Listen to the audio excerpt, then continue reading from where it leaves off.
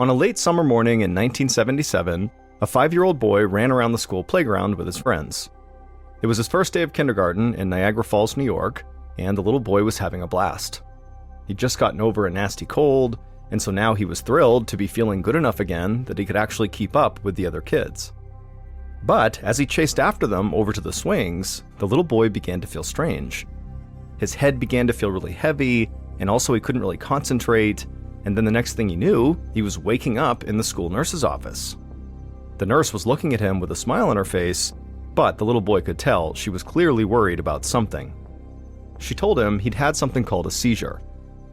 Now, the boy wasn't sure what that was, but just the way the nurse said it, he knew it had to be serious.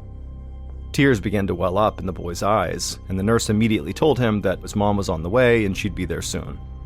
The boy wiped the tears away and tried to put on a brave face, but inside, he was terrified. He wanted to believe his mom would show up and make everything okay again, but at the same time, he had never felt so strange before in his whole life, and he knew deep down that there were some things parents just couldn't fix. He just hoped whatever was happening to him was not one of those things.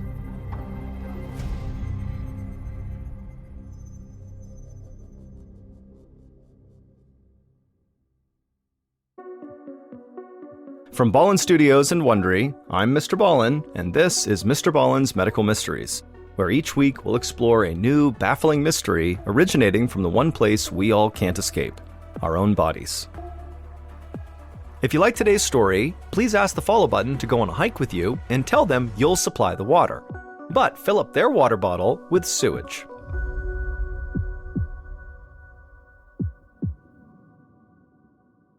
This episode is called It Came from the Basement. In early September of 1977, 26-year-old Lois Gibbs held her son's hand as they left their house in Niagara Falls, New York. Michael was just 5 years old, and it was his first day of kindergarten, and as soon as they reached the front steps of the house, Michael broke free from his mother and ran across the front yard. Lois smiled at her son's enthusiasm as she adjusted her oversized glasses and tucked her brown hair behind her ears. Michael's father was already at work, so it was just the two of them walking the few short blocks to 99th Street Elementary School. And as they walked through the neighborhood, Michael looked up at all the smokestacks that dotted the landscape. He pointed out one of them and proudly exclaimed to his mother that that's where Daddy was. Lois smiled at her son and nodded. Niagara Falls was a big blue-collar city full of factories like those, and they were where most local people were employed, which included Lois's husband, who worked at the local Goodyear tire plant. It was hard work, and Lois appreciated everything he did for their family, even if he always came home smelling absolutely terrible. As Lois and Michael continued their walk to school, a neighbor who was out on their front porch called out hello and asked if the little boy was excited to be starting school. Lois knew this woman. She had a son the same age as Michael, but the best answer she could muster to this neighbor was just a nod and a smile, and then immediately Lois looked down and began fiddling with her necklace, which was something she did whenever she felt anxious. Truthfully, Michael was very excited about school, but his mother was just a little bit nervous to let him go. Michael was an active kid, but he was kind of fragile. He had asthma and a history of pneumonia and painful urinary tract infections, and these infections really made Lois feel helpless because she actually could not give Michael any medicine. Aspirin upset his stomach, and he broke out in a rash whenever he took it. Now, Michael was starting school, and Lois worried about all the new viruses and germs he'd be exposed to. Lois's neighbor continued to talk from her porch, and Lois tried to focus on what she was saying, something about the kids playing baseball that weekend, but her anxiety made it really hard to concentrate. And so Lois's mind wandered, and so did her eyes. And as she looked around, she saw kids running up the front steps of the school, and she noticed a man standing nearby the school with a few of the teachers, writing something down on a notepad and asking questions. Lois pointed at this man and actually asked the neighbor on the porch if they knew who this guy was. The neighbor glanced over and told Lois that that guy was a reporter for the local newspaper, which was called the Niagara Gazette. The neighbor guessed that the journalist was there to cover the first day of school. Lois nodded, but then also made a mental note to make sure she totally avoided him. He seemed perfectly friendly, but the thought of talking to a reporter made her extremely nervous. Lois waved goodbye to the neighbor and then watched as her son ran ahead to join the other children. Lois felt a mix of excitement and apprehension. Grabbing her necklace tight, she told herself everything would be fine, and then she turned and headed home. A few weeks later, Lois was at home with her sewing machine on the kitchen table, and Michael was at school. Lois was stitching some new drapes for the kitchen window when the phone rang. Lois rolled her eyes, annoyed at having to stop when she was right in the middle of a seam, but she got up and went over and answered the phone. It was the school nurse calling, saying that Michael was lying on her bed in her office. During recess, Michael had become glassy-eyed and unresponsive for just a few seconds, and he seemed to be fine now, but the nurse suspected he likely had a small seizure. Lois's breathing immediately quickened as she asked the nurse to please repeat that. The nurse reassured Lois that while it was scary that he had a seizure, the seizure was short and Michael was totally back to his normal self now. Still, the nurse suggested that Lois come and get her son and take him to his pediatrician as soon as possible. Lois could feel her heart racing as she slammed the phone on the receiver and then fumbled with her shoes as she raced out her front door. After getting to the school and picking Michael up, Lois took him straight to see the doctor. The doctor gave him a thorough examination and promised Lois that Michael's vitals did look fine and he was not in any sort of imminent danger. He said that while it was rare, kids could sometimes have minor seizures with no obvious cause. But if this happened again, he did advise Lois to take Michael to a specialist. Lois was glad to hear that her son was okay, but she was still very nervous. She already had to monitor Michael's fragile health, and now she had to also watch out for these seizures too. She just hoped that it really was a one-time thing and that this would not become a recurring issue. But unfortunately, the seizures didn't stop. Over the next few months, Lois would learn to recognize when they were happening. There didn't seem to be any particular trigger for them. Michael might be playing in the backyard or doing his homework or watching TV, when all of a sudden his eyes would just kind of glaze over and he would become unresponsive for a few seconds. Then, as if nothing had happened, he'd just be right back to normal.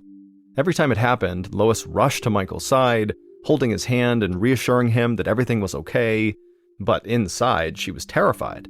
She knew it was only a matter of time until Michael's seizures actually caused a major problem. He could be playing on the jungle gym and have a seizure and fall and get hurt, or he could be crossing the street and have a seizure and then get hit by a car. And so finally, when it became fairly obvious to everybody involved that these seizures were likely not going away anytime soon, Michael's pediatrician referred Lois to a neurologist. Lois finally got Michael an appointment in December of 1977, about 3 months after Michael had his first seizure. Lois gave the neurologist a detailed history of Michael's various seizures, and the doctor quickly diagnosed him with epilepsy, a brain disorder that causes chronic seizures. Even though Lois had been expecting something like this, she was still stunned to hear it. There was no family history of epilepsy. Michael had never experienced any kind of physical trauma that might trigger seizures. She'd always fed her family a healthy and nutritious diet. She didn't even allow soda in the house. And so finally, Lois asked the neurologist, what could I have done differently that could have protected my son from this? But the doctor assured Lois that Michael's diagnosis was not her fault. He said epilepsy can have many causes, ranging from a past brain infection to a genetic abnormality. But while this was somewhat reassuring, it didn't really actually clarify for Lois why her son developed epilepsy. To her, it just didn't add up. After the appointment, Lois drove to the pharmacy and picked up the anti-seizure medication the specialist had prescribed. As she did, she still couldn't believe this was actually happening. 2 months later, in February of 1978, Michael and Lois were back inside of a doctor's office. This time, it was Michael's pediatrician. Lois tried to entertain Michael by playing the game I Spy with him, but Michael just sat on the exam table looking pale and very tired. In fact, Lois had never seen Michael so tired and run down before. When the pediatrician finally came into the room, he examined Michael and told Lois that she was right to be concerned. Anti-seizure medication could lower a child's energy levels, but Michael shouldn't be this out of it. The doctor ordered a full battery of blood tests, then sent Lois and Michael home, promising to call them with the results as soon as they came in. And a few hours later, the pediatrician would call Lois, and as soon as she picked up, he would say that unfortunately he had bad news. He told Lois that Michael's white blood cell count had dropped significantly, so much so that the pediatrician hadn't even known what to do and had to go to a colleague to ask for their advice. And so from what he learned, he told Lois that Michael's medication could be what's causing this drop, but he also said that they needed to prepare for another, darker possibility. The doctor explained that Michael might be developing cancer or perhaps a serious blood disorder. When Lois heard this, she just stood there, frozen in the kitchen. It was like time suddenly was standing still. And for a few moments, Lois just didn't say anything. She just stood there. But then finally, she collected herself enough to ask the doctor how they would know for sure what this was. The pediatrician sighed and said unfortunately he did not have the answer, and that Michael would have to be referred to more specialists to get to an answer. As the pediatrician talked, Lois found herself walking over to the kitchen doorway, and she looked in on Michael, who was fast asleep on the couch. He looked so helpless, and she had no idea what to do. At a loss, Lois thanked the pediatrician for all his help so far, then she hung up the phone in a haze. At the same time that Lois was receiving this devastating news, a 26-year-old reporter named Mike Brown stood in the driveway of a wood and brick ranch-style home a couple of blocks away, and as he stood there, he rubbed his hands together to keep them warm against the winter cold. Mike grew up in the area, so he knew a lot about Niagara Falls and the people who lived in this town, and as a rookie reporter with the Niagara Gazette, he was more than willing to go door to door, asking his neighbors for leads on the stories he was investigating. He liked proving himself. Today, Mike was investigating reports of water backing up into people's backyards, even when it wasn't raining. One of Mike's sources said the city had done a lousy job at maintaining sewer pipes, and so they were starting to get clogged. This sort of negligence really got under Mike's skin. Mike strode up the driveway of the ranch home and knocked on the door, and then waited until a petite woman answered the door. Mike introduced himself and explained that he was hoping she could help him. As soon as Mike brought up what he was investigating, reports of water backups, the woman just shook her head in disgust and then invited Mike to follow her into her backyard.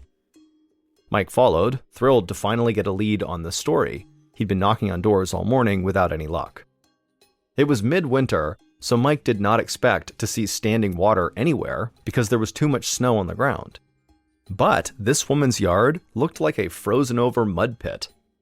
The woman told Mike that this was totally typical, that for years her yard had been coated in muck, and in the winter it turned to ice. Mike couldn't imagine how upset he'd be if his own backyard was this bad. Then the woman pointed over to a large circular hole right in the middle of the yard. She explained that they used to have an above-ground swimming pool that was located right there. But a few summers ago, there had been so much standing water coming into the yard that the pool actually began to float. So she and her husband decided to replace the above-ground pool with a cement one. But when they dug the hole for it, the hole had filled up with rancid-smelling yellow, blue, and purple liquids. And so at that point, they decided to just stop with the pool, and they did not end up building one. Mike asked the woman if he could take a few pictures, and she said that was fine, and so he pulled out a small camera and snapped a few photos of the yard, just so he'd remember it later on when he was back in the office. Then he thanked the woman for showing him the yard and said he would be in touch. After that, Mike grabbed a quick sandwich from the nearby gas station and then wolfed it down in his car while he looked over his notes. He had originally thought he'd be researching a story about bad drainage, but as he looked at his notes, he was beginning to think that maybe the problem here was bigger than that. He was certain that the strange, stinking liquid the woman talked about could not be normal flooding. But he would need to talk to more people to figure out what was actually going on. Half an hour later, Mike was back to knocking on doors around 99th Street. After trying a few houses, he finally connected with a middle-aged couple who, after hearing what Mike was researching, said they'd be happy to talk to him. The moment Mike entered their house, he could smell mold. But it wasn't the normal smell of mildew. There was something stale and sort of plasticky about it. A little alarm bell began ringing in the back of Mike's head. Something was really wrong here.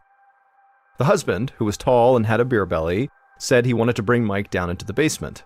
But as soon as the husband opened up the door that led to the basement steps, the smell coming out of the basement was this horrible, rancid, wet smell that burned Mike's nose. Mike wondered if maybe this was the same smell that the petite woman he had spoken to at the other house smelled at the bottom of that hole in her yard. The husband and Mike began descending the stairs, but about halfway down, the husband stopped and just told Mike to look around. And so Mike would look around the basement, and right away he saw all this thick black sludge seeping in through the walls of the basement and kind of collecting in the corners on the floor. Mike asked the husband how long their basement had been like this, and the man said, they'd been trying to dry the basement out for about 20 years now. The husband said they had tried everything they could to clear out the sludge, but nothing had worked. The husband also said he called the city countless times to try to get them to help him, but he said nobody from the city ever called him back. This really upset Mike. This couple's living in a house full of this terrible smell and sludge for years and years, and the city had just ignored them. It was becoming clear to Mike that this neighborhood around 99th Street had a problem, and this story was definitely going to be a lot bigger than just a drainage issue. After thanking the couple for their time, Mike headed back outside, looking forward to take a deep breath of fresh air. But when he stepped out onto the stoop, the smell of mold he had smelled inside the house was now replaced with a different, sour smell. He scrunched his nose up and pulled his shirt collar up to his eyes and covered his mouth with his hand. As he approached the 99th Street Elementary School playground, he could taste the sour, chemical-like smell in his mouth. It made his throat sting, which made it hard to breathe, and by the time he reached the playground, Mike was actually wheezing from this sour smell. And that's when he looked out over the school playground and saw several pools of what looked like oil on the ground. Yet school was in session. He could see lights on in all the classrooms as though nothing was wrong. At this point, Mike was furious. It seemed obvious to him that something dangerous was going on here, and the city was clearly ignoring it. Mike turned on his heels and rushed back towards his car, anxious to get back to his office and start writing about what he was finding. A few weeks later, in April of 1978, Lois Gibbs, whose son Michael was epileptic and still very sick, anxiously stood in the school superintendent's office. She was clutching a few of Mike Brown's newspaper articles that had just come out that week in the Niagara Gazette. The articles explained that there were all these horrible smelling liquids that were collecting all around the neighborhood right around the elementary school, and so Lois was worried these liquids were what was making her son sick. Despite her natural shyness, Lois had actually called a meeting to talk over the situation with the superintendent. Lois slid the articles to the superintendent across his shiny oak desk, and she told him about her son's health issues. Even though Michael's health had stabilized and the doctors concluded he did not have cancer, he still wasn't getting better. And so after reading Mike Brown's articles, Lois had become convinced that these black sludge pools at the school must have something to do with her son's illness. Lois told the superintendent that she did not feel safe having Michael on school grounds until these black pools could be investigated by specialists. With tears welling in her eyes, she said that she was worried Michael was going to die. She wanted him transferred out of the school immediately. Across from her, the superintendent kind of dramatically leaned back in his oversized leather chair, and then a look of forced empathy came across his face. And this look kind of unnerved Lois, and she began fiddling with her necklace again, but she pressed on. She pushed 2 doctor's notes across the desk, trying to look self-assured. The superintendent looked at her, and then looked at the notes, and then his look of empathy disappeared, and his eyes narrowed as he told Lois that she was definitely overreacting. All the other students were just fine. The articles were mistaken. There was nothing wrong with the school. Lois tried to stay calm, and so in a sort of shaky but somewhat even voice, she told the superintendent that he was being way too casual with the health of the students at 99th Street Elementary School. But the superintendent just shook his head. No, that was not true. Then he slid the doctor's notes back across the desk and pointed his finger accusingly at Lois. He told her that he wasn't about to upend the whole school for one sick kid and a hysterical housewife. The words felt like a slap in the face to Lois. She didn't understand how anyone working in education could be so heartless, and so she grabbed her purse and stormed out of the room. As she drove home after the meeting, Lois felt shell-shocked, her thoughts flipping back and forth between rage and helplessness. But by the time she pulled into her driveway, she knew what she was going to do. Lois was going to reach out to other parents and let them know what was going on. Maybe she'd even tell the whole neighborhood. Heck, she'd go door to door if she had to. If she couldn't get her son transferred out of that school, well, then she was going to have that school shut down before any more children got sick.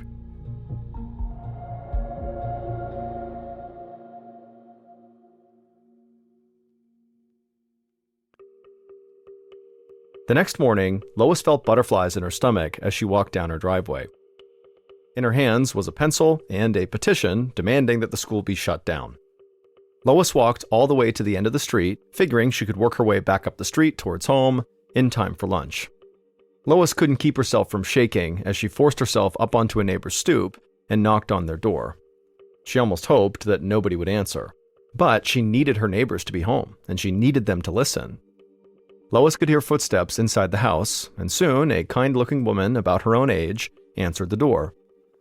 Lois smiled and then very anxiously launched into this shaky explanation of what she was doing here, telling the woman about her son and the pools of black liquid on the schoolyard. As Lois spoke, the woman stayed quiet. To Lois, it seemed like this woman might be annoyed with her, and so this made Lois even more nervous, and she began to speak even faster, and then when she was done, the woman just stayed quiet. Lois was convinced this woman would call her crazy and slam the door in her face, but then the woman told Lois that she also had a kid at 99th Street Elementary, a little girl who was diagnosed with arthritis at a very young age. The woman and her husband couldn't understand how their daughter could have arthritis as a little kid, and they'd spent countless hours talking over different possibilities.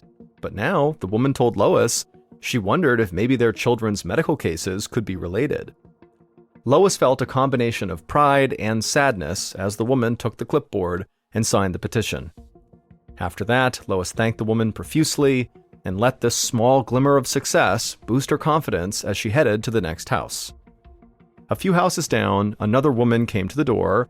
This time it was someone who was a bit older than Lois, and this woman would tell Lois that her own daughter, who was in her 20s, had recently had a miscarriage, and the daughter's seemingly healthy young husband had had a fatal heart attack soon after the miscarriage. And so the older woman did not need much convincing to also sign Lois's petition. By the time Lois was just halfway down the street, her petition was completely full of signatures. And so Lois was more convinced than ever that there was something wrong with this neighborhood and it needed to be stopped. A few months after Lois got her petition signed by basically everybody in the neighborhood, reporter Mike Brown waited behind one of the trees just outside of City Hall. He'd done this every morning since early April, and now it was almost summer.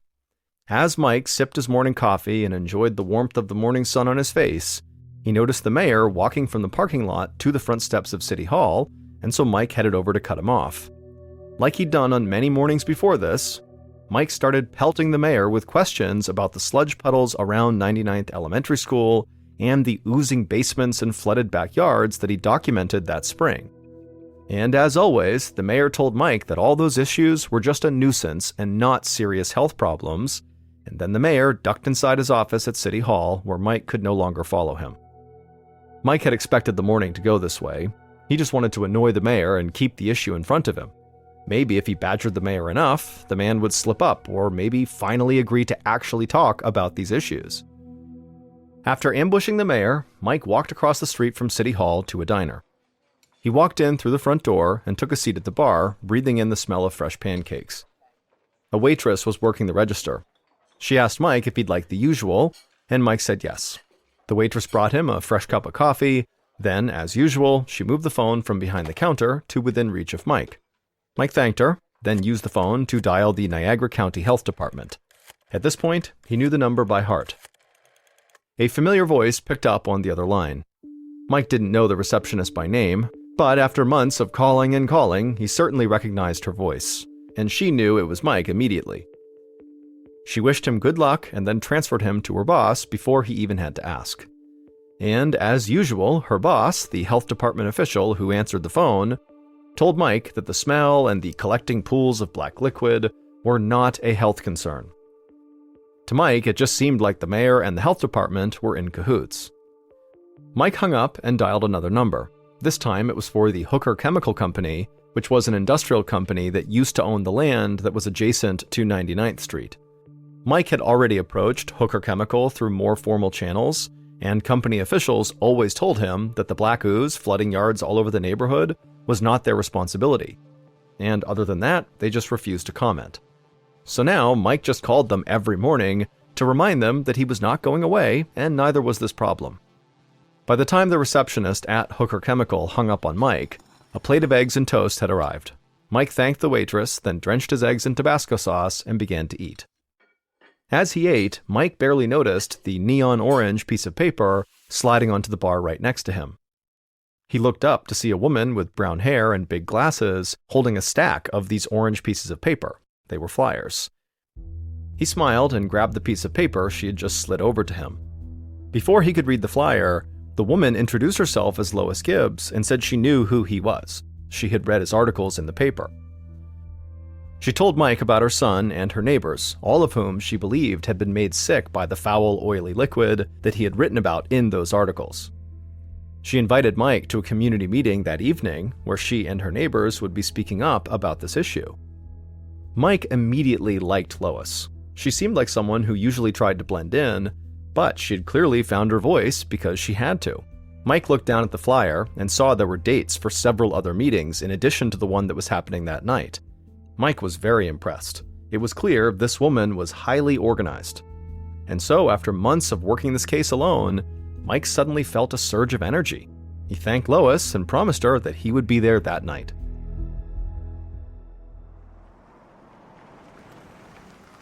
That night, Mike pulled up outside of a church that was in the next town over from Niagara Falls.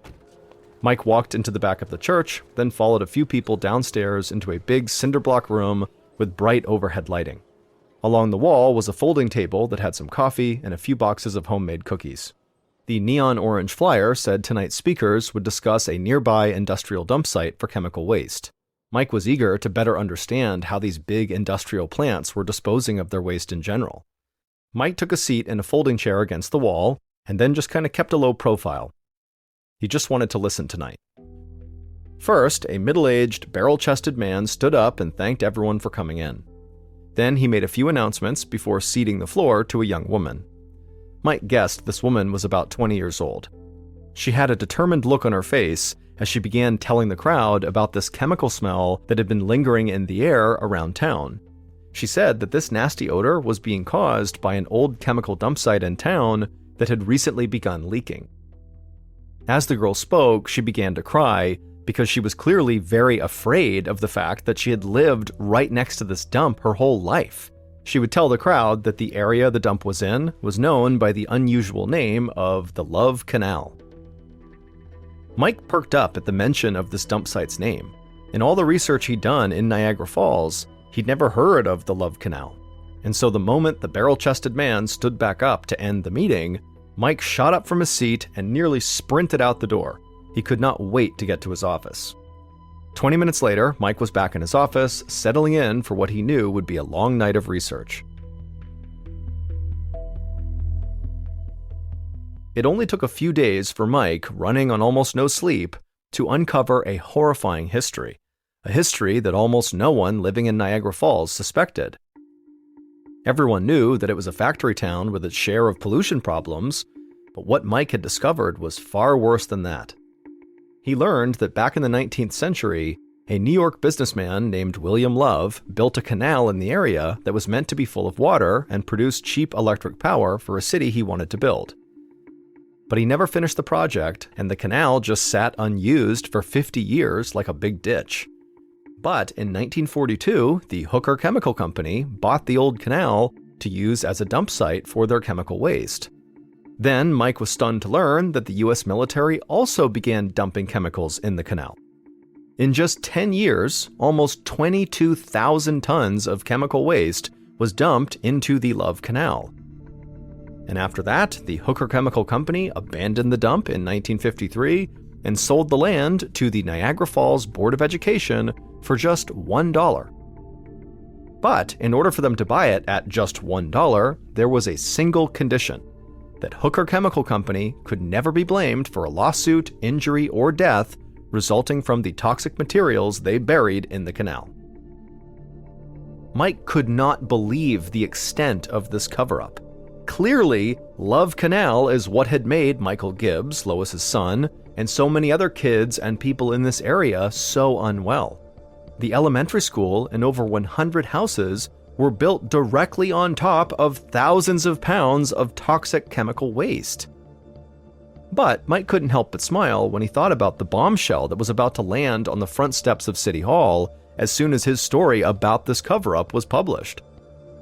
He thought of his new friend Lois and the other parents who'd been fighting to get 99th Street Elementary shut down, and for the first time in nearly a year, he felt like they really had a shot at making that happen.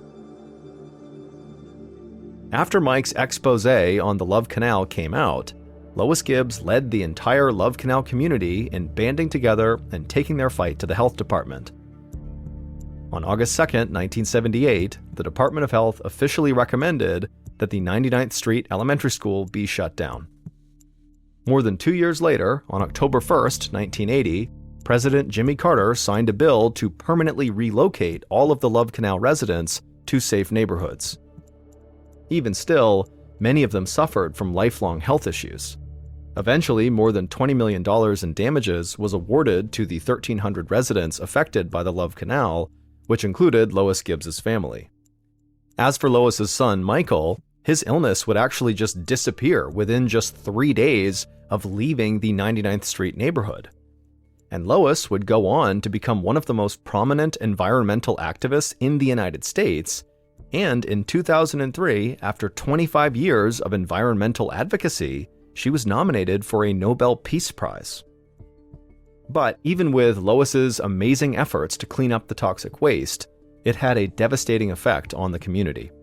In total, between 1979 and 1996, it's believed that 725 people died due to exposure to toxic waste from Love Canal, though their death certificates listed other causes such as heart attacks and cancer. But thanks to advocates like Lois Gibbs and Mike Brown, the Hooker Chemical Corporation was forced to spend almost $400 million cleaning up their enormous mess.